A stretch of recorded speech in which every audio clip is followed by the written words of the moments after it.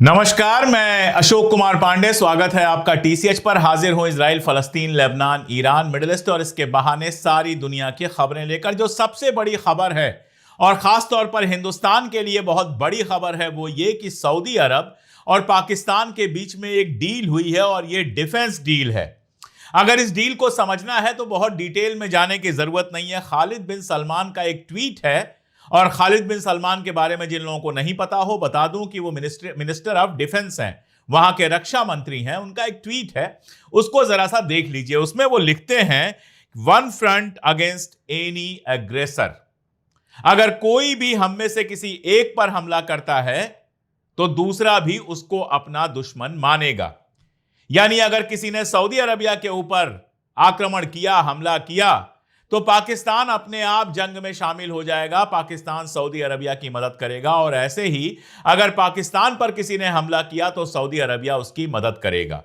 इसके ढेर सारे पहलू हैं, उसको समझना बहुत जरूरी है। फिर गजा की तरफ चलूंगा, ईरान की खबरें हैं और बाकी सब खबरें भी आपको बताऊंगा। इसका एक पहलू तो यह है कि इजराइल के खिलाफ अब जो अरब नेशंस हैं केवल अमेरिका के भरोसे नहीं बैठना चाहते हैं। इसको अंडरलाइन कर लीजिए, इसको समझ लीजिए। अभी तक चाहे वो कतर हो, चाहे वो जॉर्डन हो, चाहे वो सऊदी अरबिया हो, चाहे जो भी ऐसी कंट्री हो, बहरीन हो, जो बहुत ज्यादा खुद को अमेरिका के नजदीक समझती थी, जिसको यह लगता था कि हमारे ऊपर तो कोई खतरा है ही नहीं, हम पर कोई हमला करेगा तो अमेरिका संभाल लेगा। दोहा पे इजराइल ने जो अटैक किया है उसके बाद उनके दिमाग में यह चीज बहुत क्लियर हो गई है कि अगर इजराइल हम पर अटैक करता है तो अमेरिका नहीं संभालेगा।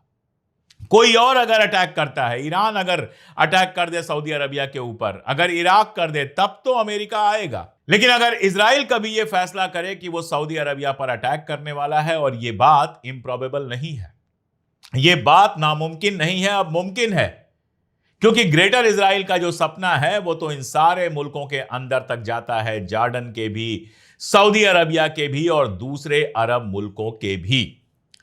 अब दूसरा सवाल कि पाकिस्तान को ही क्यों चुना गया। कारण यह है कि पाकिस्तान एक एटॉमिक कंट्री है, उसके पास परमाणु बम है। जो अभी अरब इस्लामिक नेशंस की मीटिंग हुई थी जिसमें 52 नेशन शामिल थे, जो या तो अरब नेशंस थे या इस्लामिक नेशंस थे, इनमें अकेला पाकिस्तान ऐसा है जिसके पास एटम बम है।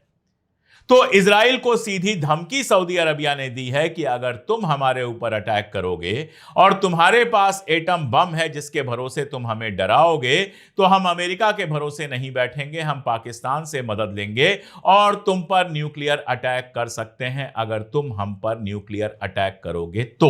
बेसिक तो इसका यह है। सऊदी अरबिया ने किया तो इसी बात के लिए समझौता है, लेकिन समझौता सिर्फ यहीं तक नहीं रह जाता। अगर दो मुल्कों के बीच में समझौता हुआ है तो केवल एक मुल्क का फायदा नहीं देखा जाएगा, यह भी देखा जाएगा कि पाकिस्तान इससे क्या हासिल करना चाहता है। आप जानते हैं, अरब कंट्रीज से इंडिया के रिश्ते बहुत अच्छे रहे हैं।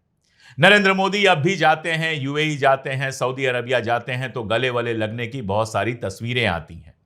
लेकिन इजराइल के साथ हिंदुस्तान जिस तरह से खड़ा हुआ है, जिस तरह से अभी इजराइल का सबसे बदनाम मंत्री जो है इस्मारिच इंडिया में आया और ट्रेड डील साइन की, उस समय जब ईयू से लेकर तमाम सारी दुनिया इजराइल के साथ तिजारती रिश्ते तोड़ रही है। मैं अभी आपको बताऊं, अमेरिका की एक कंपनी है, उस कंपनी ने अभी अपने ट्रेड के जो रिश्ते हैं, तिजारती जो रिश्ते हैं इजराइल के साथ, वो तोड़ दिए हैं।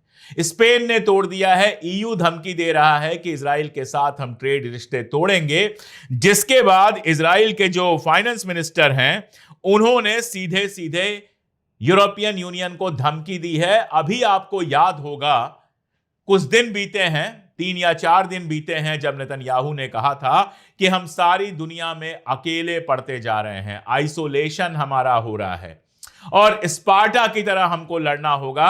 वो ये भूल गया था कि स्पार्टा हार गया था। खैर, जब सारी दुनिया में आइसोलेट हो रहा है इजराइल, यहां तक कि यूएन सिक्योरिटी काउंसिल के अंदर अभी वोटिंग होनी है सीज फायर और बाकी सारी चीजों को लेकर, और खबरें आ रही हैं कि इस बार अमेरिका के ऊपर जबरदस्त प्रेशर है। अभी अमेरिका का राष्ट्रपति गया हुआ है इंग्लैंड में, और वहां खबर चल गई कि अमेरिका के राष्ट्रपति के लौटने के बाद इंग्लैंड फलस्तीन को खुद मुख्तार मुल्क का दर्जा दे देगा। और उस अमेरिका के ऊपर उसके सारे दोस्तों का लगातार प्रेशर पड़ रहा है कि इस बार यूएन सिक्योरिटी काउंसिल में तुमको सीज फायर पर वोट करना पड़ेगा। वो करता है नहीं करता है वो देखने वाली बात होगी। जब ऐसा माहौल बना हुआ है, सारी दुनिया में इजराइल आइसोलेट हो रहा है, उस समय हिंदुस्तान जाकर इजराइल के साथ समझौता कर रहा है। इसका असर सीधे सीधे, जो मैं लगातार कह रहा हूं, सऊदी अरबिया, कतर या बाकी सारे नेशंस पे यह पड़ता है कि वो आपके ऊपर भरोसा नहीं करते हैं। जब मामला इजराइल का हो तो वो हिंदुस्तान के ऊपर भरोसा नहीं कर पा रहे हैं। उनको यह भरोसा नहीं है कि इजराइल से अगर कोई जंग होती है, इजराइल अगर कोई हमला करता है तो हिंदुस्तान उनके साथ खड़ा होगा। इसलिए उन्होंने पाकिस्तान के साथ समझौता किया। और पाकिस्तान के साथ इस समझौते का मतलब बहुत साफ है कि अब अगर हिंदुस्तान और पाकिस्तान के बीच में कोई जंग होती है तो सऊदी अरबिया, जो अब तक दोनों को शांत कराने में, दोनों से बैलेंस कराने में, बराबरी की दोस्ती निभाने में लगा हुआ था, वो अब पाकिस्तान के साथ खड़ा होगा। यानी नरेंद्र मोदी जी ने इजराइल की मोहब्बत में खड़े खड़े एक ट्रेडिशनल दोस्त को, एक पुराने दोस्त को दुश्मन अगर ना भी बनाया है तो अब उस तरह का दोस्त नहीं रहने दिया है। तो पाकिस्तान की ताकत यहां से बढ़ती है कि एक तो सऊदी अरबिया से उसको पैसे मिल सकते हैं, उसका जो आर्थिक संकट है उसमें वो पैसे काम आएंगे। पैसों के लिए अब वो सिर्फ अमेरिका या बाकी मुल्कों के पास नहीं जाएगा, चाइना के पास केवल नहीं जाएगा, सऊदी अरबिया से भी अब उसको पैसे मिल सकते हैं। और दूसरी बात कि कश्मीर के इशू पर अभी तक सऊदी अरबिया का जो अप्रोच रहा है वो भारत और पाकिस्तान दोनों के साथ बराबर का रहा है। अब जब यह समझौता हो गया, उसके बाद क्या सऊदी अरबिया कश्मीर पर अप्रोच बदलेगा? क्या भारत पाकिस्तान की कोई लड़ाई होगी तो सऊदी अरबिया पाकिस्तान के साथ वैसे ही खड़ा हो जाएगा जैसे टर्की या अजरबैजान जैसे मुल्क खड़े हुए थे? ये एक बड़ा सवाल है जो नरेंद्र मोदी सरकार के सामने होगा। भारत के जब विदेश प्रवक्ता से पूछा गया तो उन्होंने कहा कि हमें इसकी जानकारी है और हम सब पहलुओं पर विचार कर रहे हैं, लेकिन हकीकत यह है कि इजराइल के साथ खड़े होने का जो मैसेज जा रहा है, जो भारत से फर्जी अकाउंट चल रहे हैं, जो दिन रात स्टैंड विद इजराइल कर रहे हैं, उनके चलते हम एक के बाद एक अपना दोस्त खोते जा रहे हैं और ये बेहद खतरनाक है। रिश्ते सिर्फ ट्रेड से नहीं होते हैं, व्यापार एक चीज होती है, लेकिन बाकी रिश्ते, भरोसे के रिश्ते ज्यादा इंपॉर्टेंट होते हैं। और नरेंद्र मोदी जी ने अपनी कूटनीति से ये एक और रिश्ता गंवा दिया है। अब आप देखिए, उनका जन्मदिन था और यहां पे तमाम लोग ये फोटो लगा रहे थे कि बुर्ज खलीफा पे उनकी तस्वीर लगी हुई है। अरे भाई, बुर्ज खलीफा के बारे में सब जानते हैं कि वो कोई सरकारी रिप्रेजेंटेशन नहीं है। पैसा दीजिए और बुर्ज खलीफा पे अपनी तस्वीर लगवा लीजिए। अगर आपके पास भी 68 लाख रुपए हैं तो 2-3 मिनट के लिए बुर्ज खलीफा पे आपकी तस्वीर भी लग जाएगी। लेकिन ये तस्वीरें लगवाने से, पैसे खर्च करके या जैसे भी तस्वीरें लगाने से कूटनीति नहीं चलती है। आपने गलत समय पर गलत दोस्त चुना है।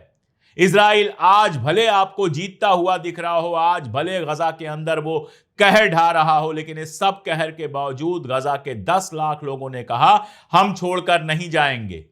सारी दुनिया फलस्तीन के साथ खड़ी हो रही है। यूनाइटेड नेशन में आप भी फलस्तीन के साथ खड़े होते हैं, लेकिन उसके बावजूद जो आपके भक्त हैं, जो नफरती चिंटू हैं, जो मुसलमानों से अपनी नफरत में यहां तक पागल हो गए हैं कि इंग्लैंड में मार्क रॉबिन्सन जो है वो एक जुलूस निकालता है और उसका समर्थन करने लगते हैं, भूल जाते हैं कि मार्क रॉबिन्सन हिंदुस्तानियों के भी उतने ही खिलाफ है। जो मुसलमानों से नफरत की आड़ में इजराइल के साथ जाकर खड़े हो जाते हैं, इन लोगों ने वो माहौल बनाया है कि जो अरब मुल्क हिंदुस्तान के दोस्त हुआ करते थे, अब धीरे धीरे